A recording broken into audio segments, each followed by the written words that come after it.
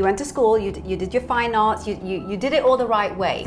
How did your parents let you get away back then? People like you didn't exist back then, but you wanted to do this. I got lucky because my parents were immigrants, 1970 from Pakistan to Toronto. They could have chosen anywhere in the world to go, but they chose this city, and in this city, they also were one of the first people that started a community radio show and television show. And really? So while my mother read the news and sort of did the hosting, my dad was producer and sort of organizing the act. So I kind of grew up in an environment where you were meant to, or you were expected to, I guess, communicate. Yes. Communicate your experience, because that's what they were doing as immigrants.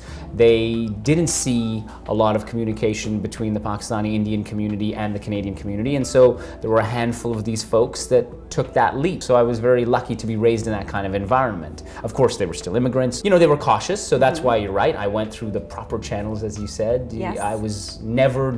I never assumed I wasn't going to be pursuing a post-secondary education. Absolutely. And so I didn't fight that because I didn't know you could fight it, frankly. I was always going to go to university, so I just happened to choose the right avenues, and they happened to support that. You're so lucky, because very few people from our community, going back, as far as we go back, can actually say something like this. Yeah, no, I am lucky, and maybe it's because, like I said, my parents came from both very progressive households that had known the world and had seen the world and wanted the world to be a part of the global experience that you had as human beings. So my parents were all for that, but of course, like I said, they were cautious, and they said, you better make it, because that's the only shot you got. So here I am, you just got to work hard.